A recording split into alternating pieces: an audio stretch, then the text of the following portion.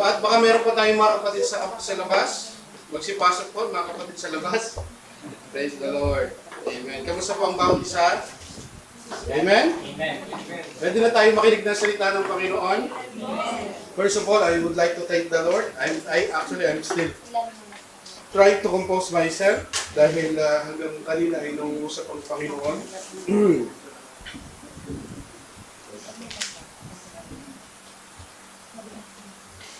Medyo hindi pa ako makarecover eh. Last time, nagsabi po ako sa group, na ang Panginoon ay may ginagawa sa ating simbahan.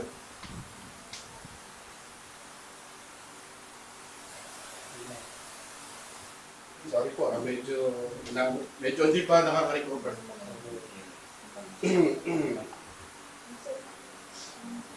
Last time, while I was scrolling the Facebook actually, mga kapatid, nangusap ang Panginoon sa akin that He will bring families in this church. Yung mga prayer po natin mga kapatid, lalo na yung mga wala yung kanilang mga kapartner sa buhay, God will answer your prayer. He will bring families in this church. Kaya ang sabi sa atin ng Panginoon, God is impressing to my heart, this is the year of harvest. We will harvest, mga kapatid, yung ating mga panalangin. Matagal na natin pinapanalangin, tutugunin ng Panginoon. It's not because of me. It's not because of the leaders. It is all because of God. Dahil gusto niya. Dahil gusto ng Panginoon. It's not because of me, mga kapatid. And this is a year of harvest sa simbahan na ito. And I would like to announce also with a grateful heart that this is our last year in this faith house. Amen. This last year in this faith house. It is about time to move, sabi ng Panginoon. It is about time to move. Ang ating pong mga leaders, sila po ay maghahanap ng lugar. Hindi ako maghahanap ng lugar. Mas malaking lugar para sa simbahan ito dahil God will bring people in this church. Amen? Purihin ang Panginoon. Palampakan natin ang Panginoon. Amen. Praise the Lord. Hallelujah.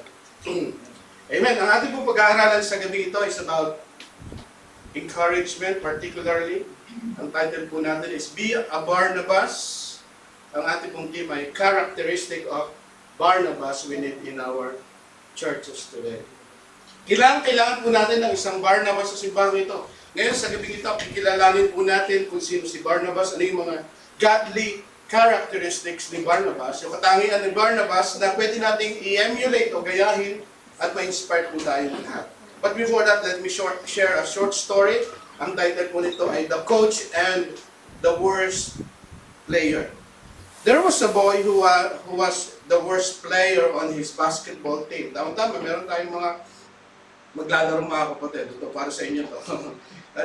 He couldn't shoot, couldn't dribble, and got tired just trying his shoes. Talagang hindi talaga marunong, hindi kaya, hindi marunong mag-dribble, hirapan mag-basketball. But his coach never gave up on him and kept teaching him. Every time he stepped onto the court, the coach would shout, laging nagsumisigaw yung coach niya, "Great hustle, buddy! Nice effort! You almost made it." You almost made it. Lagi niya kini-encourage. One day, during a game, he accidentally shot the ball into the wrong hoop and scored for the opposite team. Mali yung shoot eh. Dapat yung shoot niya doon sa court niya, na-shoot niya doon sa... Pero nakashoot. Di ba? Na sinut na doon sa kalaban. The whole gym gasped. His teammates held their heads. Parang na-disappoint sila eh. No. But his coach stood up, clapped loudly, and shouted, "That's the most confident shot you've taken all season. Well done." Sabi nung, kasi nakashoot eh, buong season eh. Di ba? Yun lang yun. So, in-encourage niya. Kahit mabali yung nagawa, pero nakita niya yung positive dun eh, nakashoot, mga kapatid. O sa kabila nga lang naka-score. Okay? Everyone laughed, but guess what? The boy didn't quit.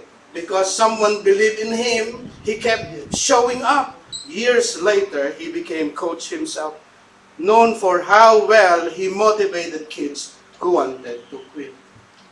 Naging coach itong basketball player na ito, na dati ay talagang hindi marunong, at ini-encourage niya yung mga kabataan na gusto nang mag-quit. So, primarily, ang ating pong topic is about encouragement. But marami pang characteristic actually si Barnabas na pwede nating gayahin. Number one, let me just share this. Today, let us learn some life-changing characteristics from the man known as Barnabas. Here are 5 characteristics of Barnabas that every church desperately needs today. Number 1, ang kailangan ng simbahan na makikita natin sa buhay ni Barnabas ay generosity or being generous. Alright? Bakit? Sabi ng Acts 4:36-37, basahin natin, Joseph, Alibay,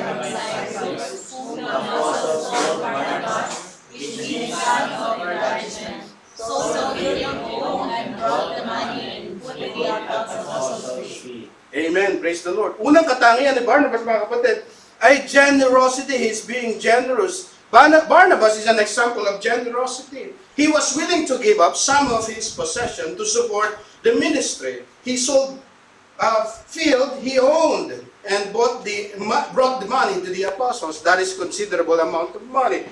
Si Apostle Barnabas, mga kapatid, makikita natin, napaka-generous niya. Anong ginawa ni Barnabas dito, mga kapatid? Binenta niya yung kanyang lupain, o yung kanyang lupa, at ibinigay niya ang pinagbentahan sa mga apostol. Para saan? Para magamit sa ministeryo. Makikita natin yung generosity niya eh. Our generosity is a reflection of our gratitude towards God's grace and mercy. Bakit ang isang tao ganun lang ka-generous? Bakit ang isang Kristiyano ganun na lamang ka-generous sa Panginoon, sa pagbibigay, sa kanyang time? Ibinibigay niya ang time niya sa Panginoon, ibinibigay niya ang resources niya sa Panginoon. Bakit? Because it's a reflection of our thankfulness of God's mercy and grace. Kasi nakatanggap ka ng hindi mo naman deserve. Nandiyan kayo, mga kapatid?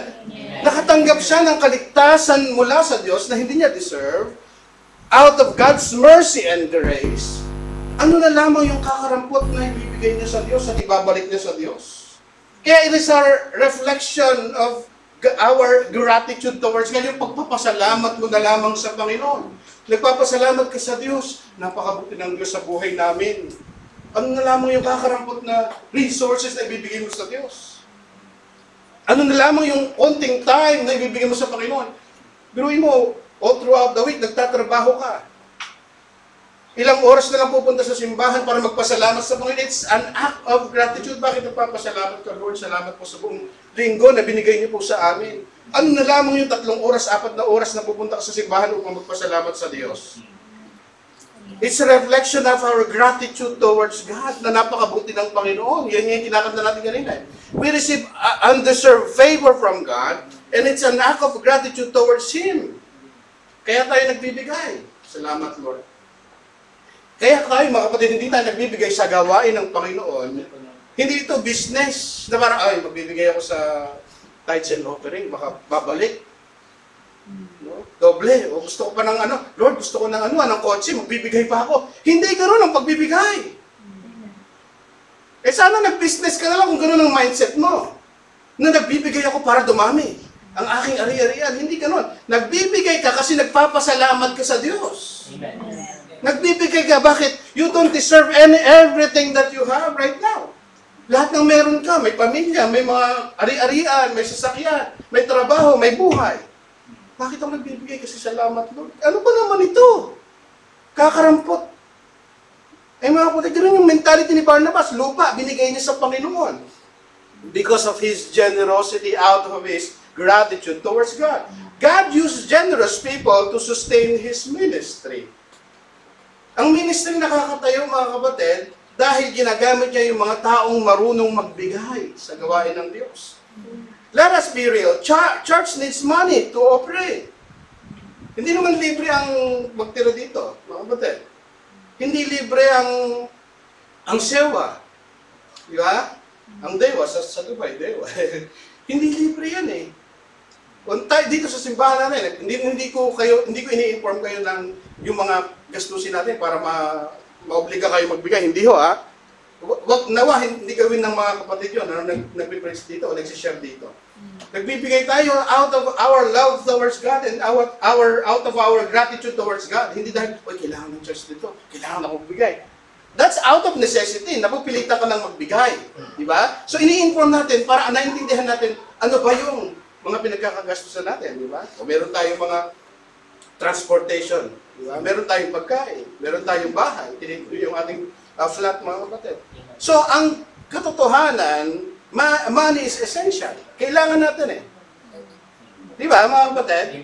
Pero, hindi naman bababa si Lord, biglang lalabas yung kamay ng Panginoon. O ito, Pastor Jeff, Jeff, di ba? Aking anak, ito ang pambayad ng renta nyo next week. Hindi naman ganun eh. Andiyan kayo? Amen. Gagamitin niya yung mga tao, hihipo siya ng mga tao na magkaroon ng gratitude, pagiging grateful sa Panginoon, magpasalamat sa Diyos at magbibigay.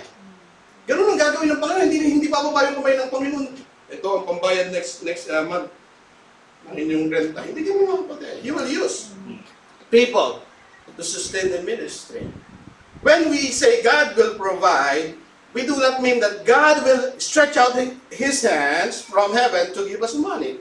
God uses generous people to support the ministry. In terms of generosity, God is pleased on our gifts when we give it willingly and not reluctantly under compulsion.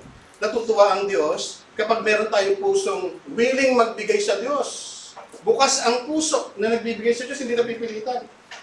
Sabi ng Biblia, basahin natin, 2 Corinthians 8:12, basahin natin. For if the willingness is there, according to what one has, not according to what one does not have. Gusto niyo matuwa si Lord sa binibigay natin? Magiging acceptable sa Diyos yung binibigay natin? Gusto niyo maging ganon? Anong sabi ng mga kapatid? Willing heart. Binibigay ko ito sa Lord dahil nagpapasalamat ako. Nagiging acceptable yung gift mo. Ano man yung binibigay mo, time, kahit anong amount yan, kapatid. It doesn't matter. Pero kung 10 piso, yan ay para sa binibigay ko out of my willing heart. Binibigay natin sa Diyos, nagpapasalamat tayo, natutuwa ang Panginoon. It's our gift out of our willing heart. Support your church financially. Kasama yan mga kapatid sa paglilingkod. Nakita natin kay Barnabas. Tithes and offering, help keep the ministry running. Don't just pray for provision, be part of it. Amen. Lord, mag-provide ka po sa simbahan. Pero mula nang umatin ako dito, hindi ako nagta-tithes and offering. Kapatid, be part of God's provision. Naiintindihan natin? Pray tayo ng pray, pero hindi man tayo part ng provision ng Panginoon. Sabi ko nga sa inyo, gumagamit ang Panginoon ng mga taong generous sa Kanya. Nagpapasalamat out of gratitude towards God. Yun ang ginagamit ng Panginoon. Nandiyan kayo? Amen. Pray, don't just pray for provision, be part of it. Support our church financially. Praise God for people like Barnabas in the church. We are able to continue the ministry because of their generosity. Their generosity sustains the mission.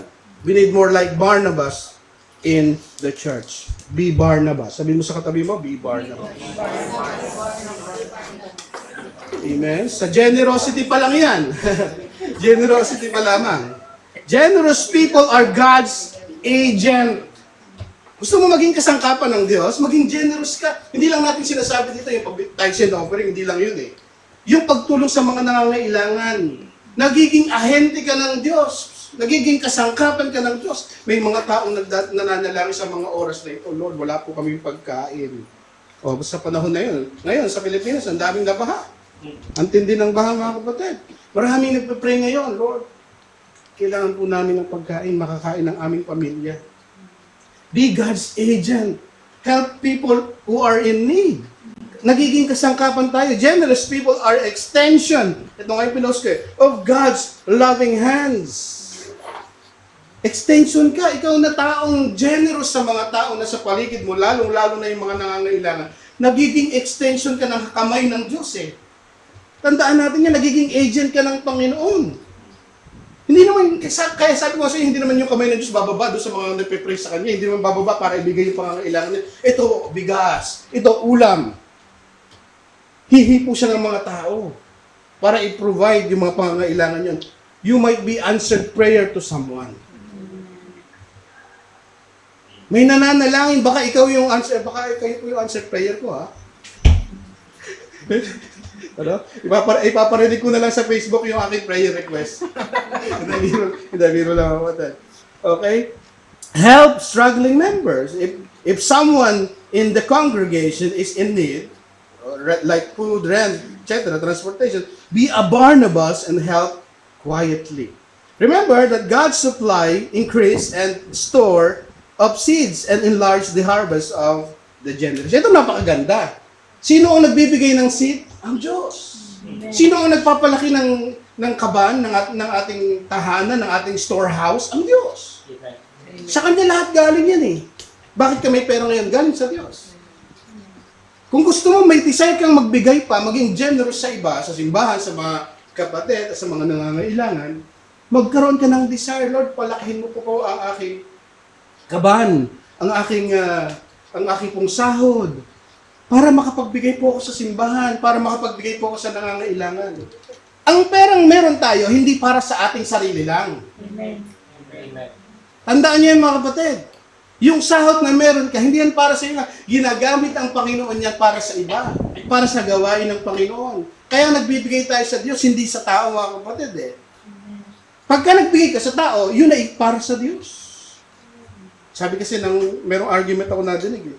Bakit kayo nagtatay ng offering, hindi mo kailangan ng Diyos ng pera? Tama! Kaya nga tayo ay God's agent eh. Yung mga nangangailangan, tayo ang nagiging kasangkapan ng Diyos. Kaya, binibigay natin, siyempre, sa simbahan. Alright? Be generous, be Barnabas. Number 2, encourager. Ito yung talagang characteristic ni Apostol Barnabas eh. Another characteristic of Barnabas that the church needs today is being encourager. Encourager. Alright? Barnabas encourages Paul. Ito hindi natin alam madalas eh. Basahin natin Acts 9:26-27. When he came to Jerusalem, he tried to join the disciples, but they were all afraid of him. Not believing that disciple. Ito si Pablo ang tinutukoy eh. Takot yung mga tao. Kasi bakit si Pablo? Anong background ni Pablo? Mamamatay tao, pinapapatay niya yung mga Christian eh. Hinahunting niya yung mga Christian.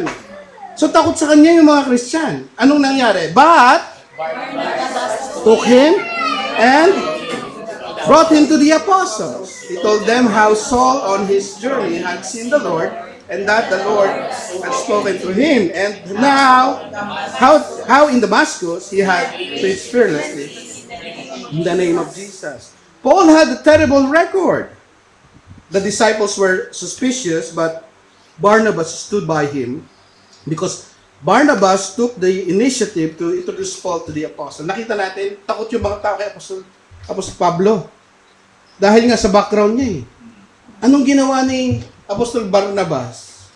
Dinala niya si Apostol Pablo sa mga disipulo ng Panginoon, sa mga ibang apostol, at sinabi niya, okay ito. Tinawag talaga ng Panginoon ito. Nagbago ng buhay nito.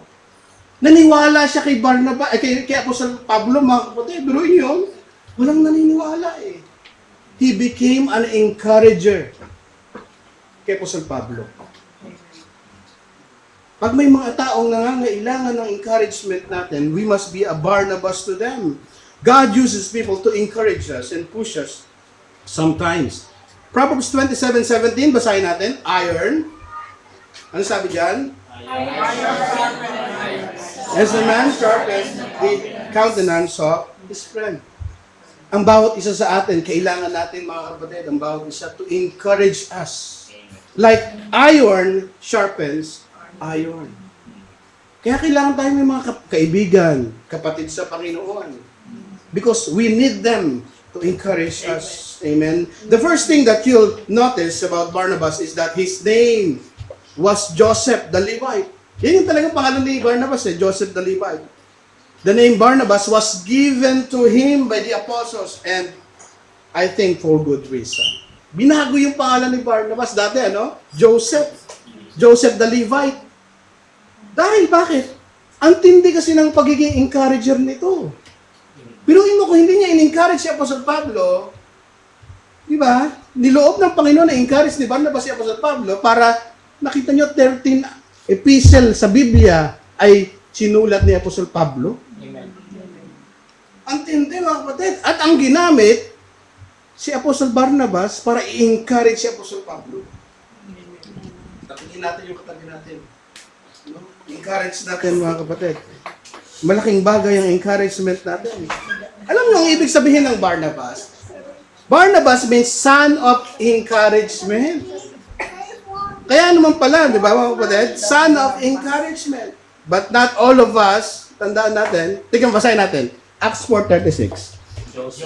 Joseph, a Levite from Cyprus, from the apostles called Barnabas, which means talagang matindi ang encouragement. Ito talaga ang pangalan ni Barnabas eh.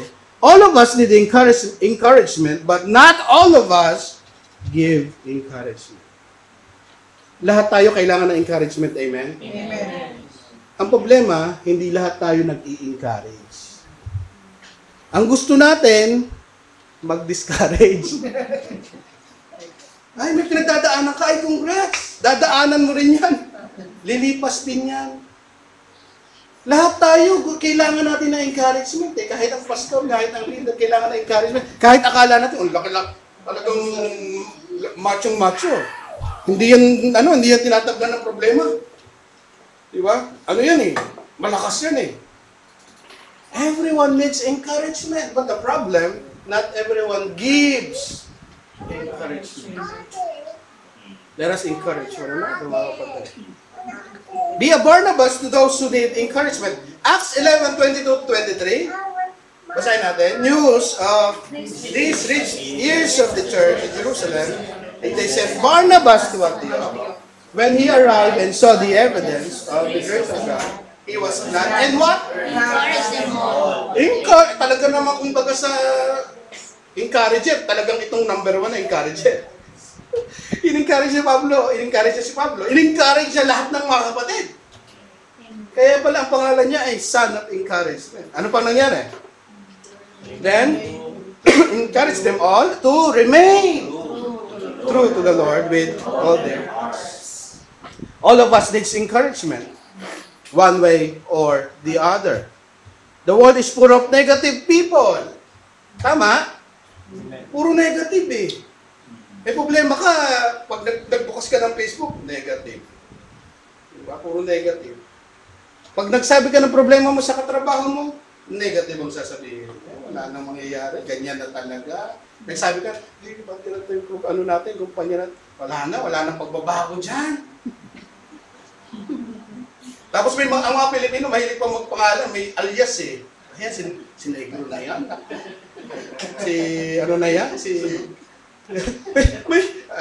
Tumatawa yung mga tinatawahan eh. Bakit may pangalan? Ano ba? Bardago si Bardago, nandyan na. Ganun lagi may pangalan. Lahat ng boss, lahat ng mas mataas. Tapos pagka kahit yung katrabaho na naiinis, may pangalan din. Diba? Kapag may nagsasabi sa atin ng problema, kapatid, be an encourager. Huwag tayong negastar. Ano yung negastar? Negative eh. Kapatid, medyo may stage 3 na ako ngayon eh. Ay, tamang-tama yan.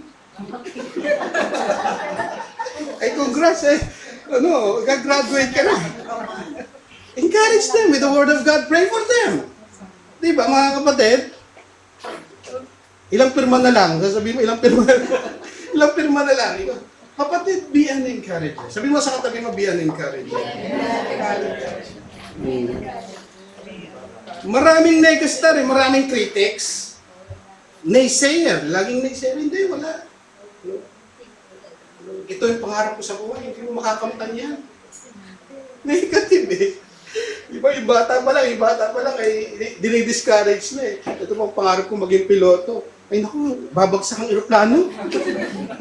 Ikaw ba, ang daming bumagsak nung nakaraan ah. Huwag ka na magpiloto.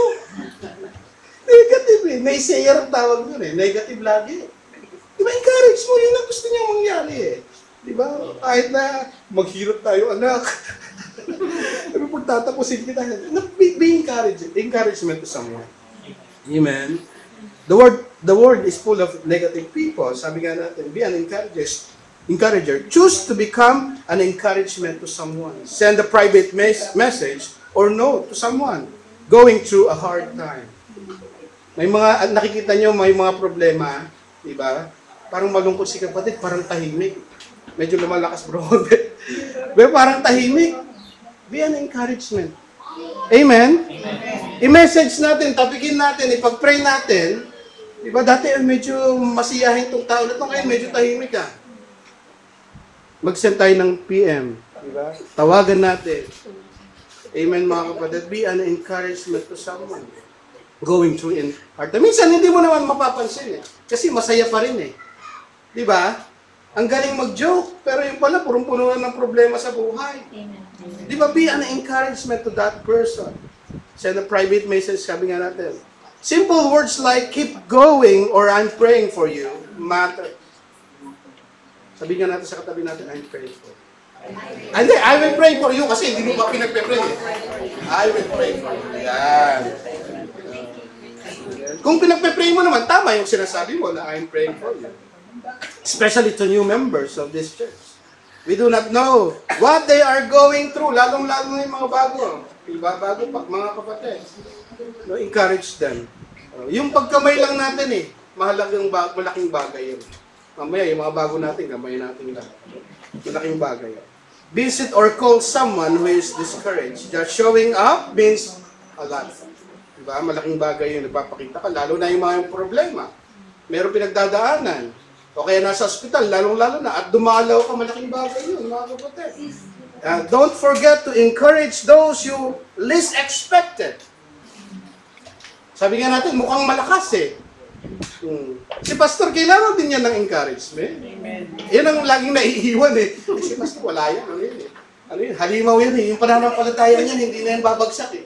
Kapatid, everyone needs encouragement. Amen. Kahit ang pastor, kahit sino, kahit ang leaders, they need encouragement. Don't forget to encourage those people around you. They may seem strong on the outside, but they carry heavy burdens. A simple word of encouragement can lift their spirit more than you realize. Kaya nga, ang sabi sa atin ng Biblia, Hebrews 11:10-25, let us not give up meeting together as some are in the habit of doing, but let us what? So pag nandito tayo, isang trabaho natin is to encourage one another. Be a Barnabas. Amen. Paano natin encourage ang mabawat isa? Tatlong bagay lang, mabilis lang. How to encourage? Number one, encourage by saying something. Encourage by doing something. And encourage by what? Giving something. Una, encourage mo yung mga kapatid sa ating mga sinasabi. Words can break or build people. Diba? Yung ating sasabihin, mahalaga yan, encouragement yan. And encourage by doing something. An act of kindness can encourage someone. Being there for someone can greatly encourage them. Do something. Nandun ka lang eh. Kahit hindi ka magsalita minsan eh. Okay, yung words nakaka-encourage. Pangalawa, be there. Do something. Be there for them. Number 3, encourage by giving something. Nakaka-encourage yung nakakatanggap eh. Di ba kapatid? Ay, ako lang yata ang na-encourage pag nakakatanggap pa. Di ba pag may natatanggap tayong something, maliit o malaki, na-encourage tayo eh. Presence or reward can also encourage people. For example, a small token of appreciation can encourage an employee who works hard. Diba? Sa kumpanya, napakahalaga nito eh. Amen? Yung i-encourage mo yung mga tauhan, magbibigay ng voucher sa Carrefour, 100 dirham na voucher. Yung malaking bagay. O kumita ang kumpanya ng 100 million, tapos papapizza lang. But be encouraged. Give something, mga kapatid. I'm just trying to be sarcastic, pero naiintindihan nyo I hope naiintindihan yung sinasabi ko. Encourage one another. Be an encourager, be Barnabas. Number 3, humble. Basahin natin, Acts 11:25-26. Then Barnabas,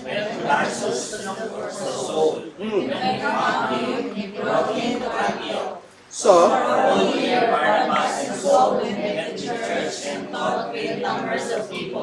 the disciples were called Christians. Trivia, tinawag ang mga disipulo na Christian sa Antioch. Ito yung pinakauna. Barnabas mentored Paul. Sino ang nagturo kay Pablo? Si Barnabas. Pero mas sikat sila. Si Apostle Pablo. He looked for Paul and brought him to the Antioch, the center of Christianity or a mission hub during their time. In terms of seniority in the ministry, Barnabas is greater than Paul. God uses Barnabas to install Paul in the ministry. He saw and recognized the calling in Paul's life. He went to the Tarsus to look for Saul. He definitely invests his time and effort to encourage and mentor Paul how to do the ministry. Napaka-humble nito si Apostol Barnabas eh. Bakit? Siya ang nagturo kay Apostol Pablo eh. Pero hindi siya naghahanap ng recognition. Hindi niya sinisik yung recognition ng mga tao. Barnabas did not seek recognition. Barnabas is an apostle. Hindi natin alam na apostol din to eh. Bakit? Basahin natin Acts 14:14. But when the apostles, Barnabas and Paul, heard of it. Apostol siya Barnabas. Pero hindi natin masyadong kilala. Kasi nga nandun yung kababaang loob ni Apostol Barnabas. In spite of those accomplishments, he was not after being popular. He is not after recognition of man. He just wants to serve the Lord the best he can, quietly but faithfully. He just wants to do what God wants him to do. Ano yung pinagagawa sa akin ng Panginoon? Gagawin ko yun. Whether people will recognize it or not. Whether ako ay makikilala o hindi, gagawin ko lang yun. Ganun po yung humility, mga kapatid. Hindi, you are not seeking popularity. One greatest proof of this humility is Christians being not too familiar with Him. Many church workers and leaders nowadays are hungry for popularity and recognition of man. Barnabas is a reminder for us, just work faithfully and do not seek any glory. Ano man yung ginagawa natin sa Diyos, sa Panginoon, huwag tayo mga kapatid na maghanap ng popularity or recognition of man. Magtrabaho lang tayo para kay Lord. Praise God if people recognize us because of what we do, but we do not seek recognition of man. The goal is not applause, it is obedience. Ang goal mo, bakit ako naglilingkod sa Panginoon? Hindi para palakpakan. Dahil naglilingkod ako, bakit? Sumusunod ako sa kalooban ng Panginoon. So, be humble, be Barnabas. Number 4, obedient si Barnabas.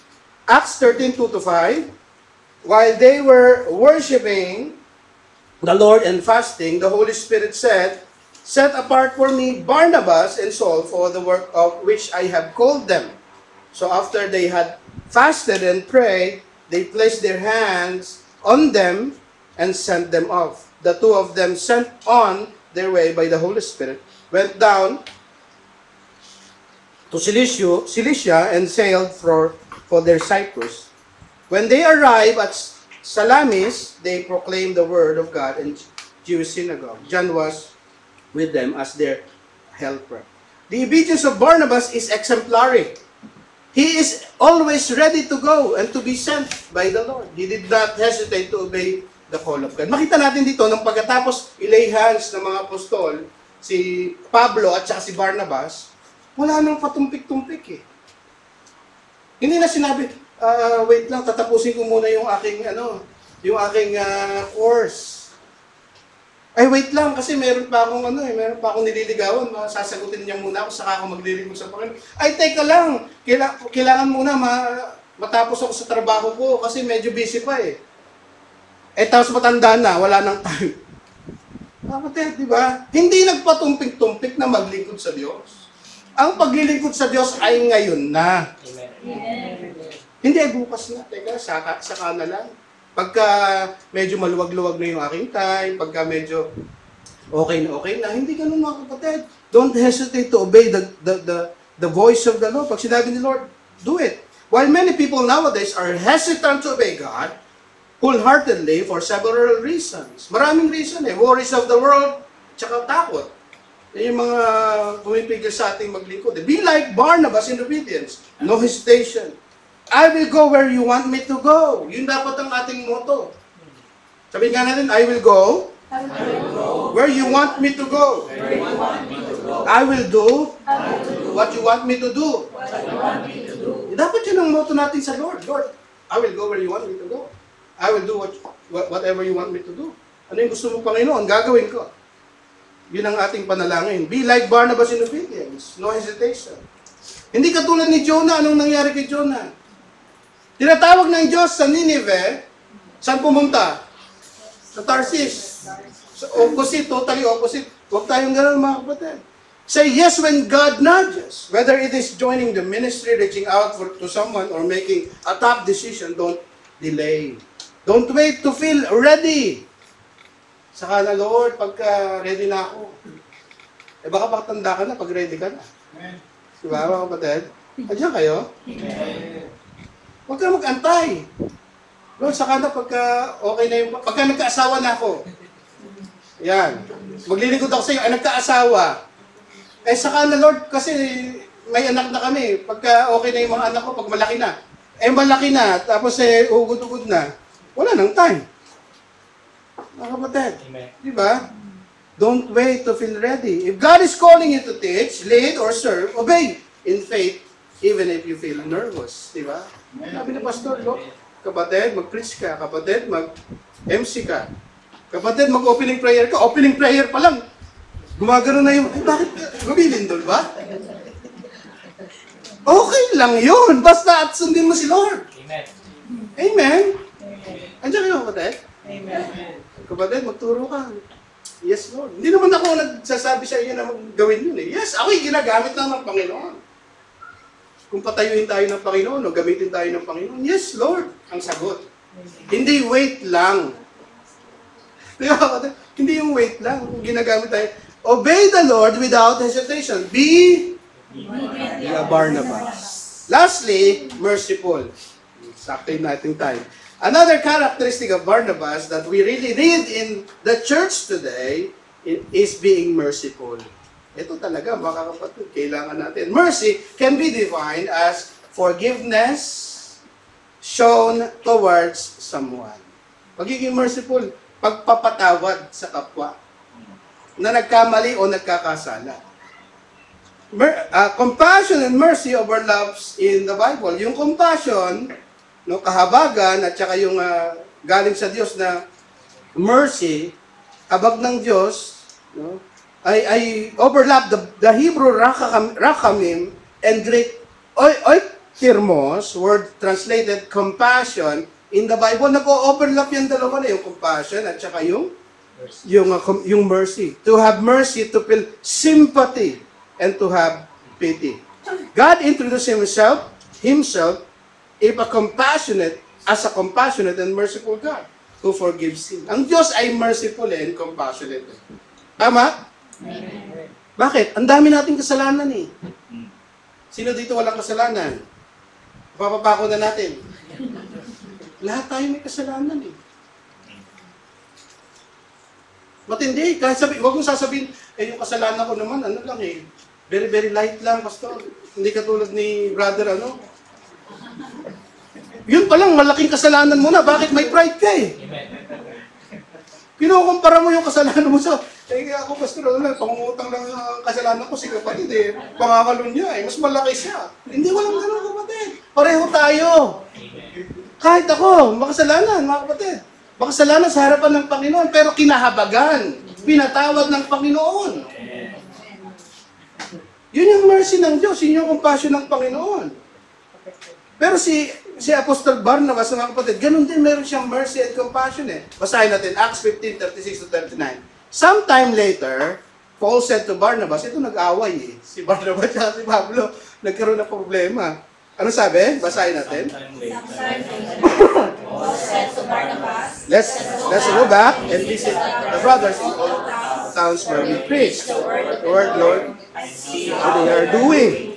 Barnabas wanted to take John, also called Mark, with him. Gusto niya, ito, tignan niyo yung kwento ha. Magpupunta sila sa mga simbahan, bibisitahin nila, mag-visitation sila. Gusto ni ni Barnabas na dalhin si John Mark. Pero anong nangyari? But Paul did not think it wise to take him because he had served them in Pamphylia and had not continued with them in the work. They had such sharp disagreement that they parted company, naghiwalay. Si Apostol Pablo at si Barnabas. Barnabas took Mark and sailed to Cyprus. Tignan niyo kung gaano ka-merciful and compassionate si Barnabas. The sharp disagreement is because of Barnabas being merciful to John Mark. Ano bang nangyari? Bakit ayaw ni Apostol Pablo kay John Mark isama? Gusto nilang iwan. Bakit ano nangyari? Excuse me. Perhaps Paul deemed John Mark unreliable in the ministry because of the previous incident. May nangyari. Ayaw na isama ni Pablo, si John Mark. Si Barnabas naman gusto niyang isama. Kasi may nangyari sa kanila. Nung una, ito nangyari. Acts 13:30. From Paphos, ano sabi diyan? Paul and his companions sailed to Perga in Pamphylia where John left them to return to Jerusalem. Bakit? Nang iwan sa ere si John Mark. Ang ganda-ganda ng ministry, bigla na lang umuwi si John Mark sa Jerusalem. Bakit? Ito yung sabi ng mga theologians, ng mga scholar. There are many speculations regarding the reason why Mark left and went back to Jerusalem. Some of those supposed reason are, ito yung mga reason na sinasabi nila. He was afraid of bandits, may takot siya. Dahil maraming mga tulisan, offended because of Paul's leadership instead of Barnabas. Ito yung mga speculation lang. Natatakot daw si John Mark, baka daw may mga tulisan, o kaya offended siya kasi nangunguna si Pablo kaysa kay Barnabas. Mas nauna sa ministry si Barnabas. But according to some commentators, the reason why he left is homesick. Mas marami ang dahilan na bakit iniwan sila ni John Mark is na homesick si John Mark. He went back to his mother's house. Bata pa siguro. Ay, namimiss ko si mama. Acts 12:12, ano sabi dyan? When this had dawned on him, ano nangyari? He went to the house of Mary, the mother of John, also called Mark, where many people had gathered and were praying. Ito yung most probably na nangyari. Iniwan ni John Mark si Barnabas at si Pablo noong unang panahon. Bakit? Na-homesick siya, gumuwi siya sa kanyang nanay. Whatever is the reason behind why Mark left them, Paul considered it unwise to bring him again in the missionary journey. Sabi ni Pablo, nagtalo si Barnabas si Pablo. Para maintindihan natin kung gaano ka-merciful and compassionate si Barnabas. Nagtalo sila. Huwag na natin isama yan. Mamas boy yan. Sabi siguro ni Pablo. Si Barnabas, hindi, isama natin. Magbabago pa yan. Bigyan natin ng chance. Sabi na ni Barnabas mga kapatid. You see, sometimes being merciful can be misrepresented or misinterpreted by others as being unwise or weakness. Minsan sasabihin sa'yo, bakit mo binibigyan ng chance yan? Nandiyan kayo kapatid? Huwag nang bigyan ng chance yan. Minsan, it will be misinterpreted as weakness. Ang hina naman, binibigyan mo ng chance yan. Nami-misinterpret nila mga kapatid, or weakness, or unwise. Kaya nga ito yung inisip ni Pablo Unwise na isama yan. Huwag na isama yan. Barnabas is willing to give another chance to John Mark to prove himself. Later, anong nangyari kay John Mark? Dahil binigyan ng chance, because Barnabas is so merciful and compassionate, binigyan niya ng chance si John Mark. Anong nangyari? Later, God used John Mark to write one of the synoptic gospel named after him, which is John. Si John Mark. Later, God uses John Mark. Later on, Paul's feelings to Mark have changed. Ito naman ang maganda. Nagbago naman yung kanyang kaisipan ni Pablo, kay John Mark. Bakit? Basahin natin. 1 Timothy 4:11. Only Luke is with me. Get Mark and bring him with you. Because he is helpful to me in my ministry. Nagbago rin yung kanyang kaisipan. Pero sino ang naunang magbigay ng chance? Si Barnabas. Pero ito hindi binigyan ng chance. Mga kapatid. Philemon 1:24. And so do Mark, Aristarchus, Demas, and Luke, my fellow workers. Sabi niya po sa Pablo, mga fellow workers ko yan. Diba? Nagbago yung kaisipan. So be merciful like Barnabas. Nowadays, we are becoming impatient to people who fail. Maliit na pagkakamali lang eh. Ayaw natin bigyan ng chance. Mga kapatid, basta nagkamali, ayaw na natin bigyan ng chance. We do not know what God can do to them when given another opportunity. Yes, lalagyan natin ng wisdom, may wisdom. Pero give them a chance. Bigyan natin ng chance. Be patient with spiritual growth. Not everyone matures at the same phase or same pace. Walk with them, not ahead of them. Hindi naman tayo sabay-sabay ng paglago eh. Maging pasensyoso tayo sa bawat isa. Sabihin mo sa katabi mo, be patient with me. Diba? Be patient with me. Be merciful. Magkakamali at magkakamali tayo. Amen? Ako lang po ba magkakamali? Magkakamali tayo. Amen? Amen. So be patient. Bigyan natin ang bawat isa ng chance. Kasi ganun din ang kapasensyoso ang Diyos sa atin eh. Pasaway nga tayo madalas eh. Pero binibigyan tayo ng chance ng Panginoon para magbago. Don't define people by their worst moment. Amen? Amen. Minsan nagkasala yung kapatid, ganyan na yan. Forever nang ganyan yan. Wala nang pagbabago yan. Don't define people by their worst moment. See them through the eyes of grace. Kayang baguhin ni Lord yan. Amen. Kayang baguhin ni Lord ang mga tao yan. Start restoring someone who's fallen away. Reach out with love, not condemnation. Bring them back into fellowship. We need more Barnabas in the church who are merciful and give chances to people who will not see and treat people according to their history. Be merciful. Be merciful. Be Barnabas. Huwag natin tingnan ang bawat isa sa nakaraan. Diba? Minsan kasi tinitingnan, ayan dati, ano yan eh.